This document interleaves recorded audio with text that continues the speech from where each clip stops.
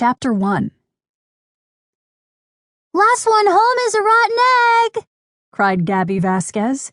She started running down the block as fast as she could, the costume fairy wings she always wore flapping behind her. Gabby's sister Mia, and Mia's two best friends, Kate McCready and Lainey Winters, looked at each other and laughed. They weren't going to race anywhere. It was hot, and they were tired after a day of swimming. Lainey had recently conquered her fear of the water, so the girls had decided to go to the community pool to celebrate. They'd done cannonballs, stood on their hands underwater, and competed in mermaid races. "I can't wait to go back to Neverland tomorrow," said Mia. "Me neither," said Kate and Lainey at the exact same time. They grinned at each other. Jinx! That summer, the girls had discovered that they could travel to Neverland and visit their fairy friends in Pixie Hollow whenever they wanted by walking into Gabby's closet. But the past couple of days had been packed with summertime activities, and they hadn't been able to slip away.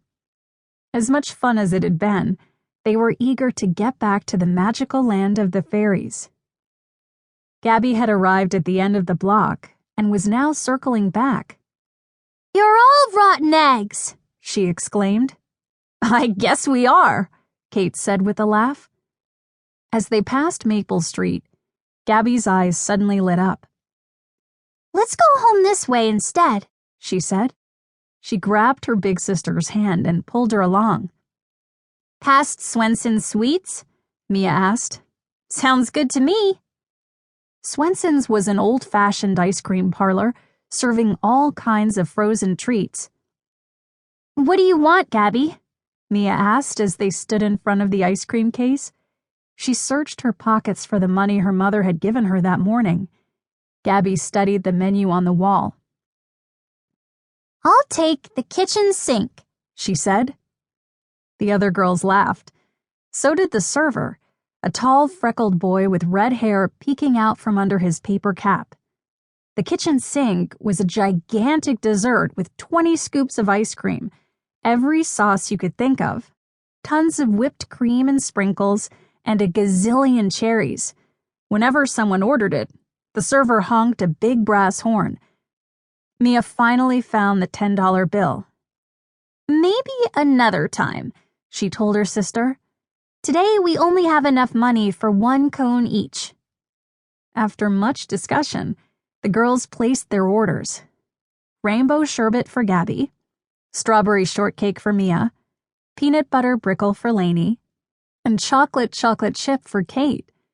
When Mia lingered behind to grab some extra napkins, her eyes fell on a flyer with a half-filled volunteer sign-up sheet underneath. "Come join your neighbors for a summer block party. Food, games, bounce house, pet spa, face painting, music, raffle, crafts table, this Saturday starting at noon. All proceeds to benefit the Davis family." Megan Davis went to their school. There had recently been a fire at her family's house, and they needed help to replace their belongings.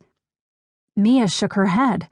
She couldn't even imagine how hard things were for Megan and her family, and how sad they must feel. "Hey everyone, look at this," she said, pointing to the flyer. "We should sign up." Kate scanned the list. "Games, that's all me," she decided, writing down her name. "I'm going to volunteer for the pet spa," said Lainey, grabbing the sign-up pen from Kate. Next, Gabby wrote her name on the sheet, under face painting. But Mia just stood there, looking at the list, her ice cream cone forgotten in her hand. She would have joined Kate with games, but all those slots had been filled. Grooming pets wasn't really her thing, and none of the remaining choices, setup, food, bake sale, raffle, crafts table, and cleanup, jumped out at her either. "Hurry up," said Gabby, dancing around impatiently. She had already finished her ice cream. Mia grabbed the pen and scribbled her name under the first open space. Lainey peered at the list. "Bake sale?" she said. "I didn't know you liked to bake."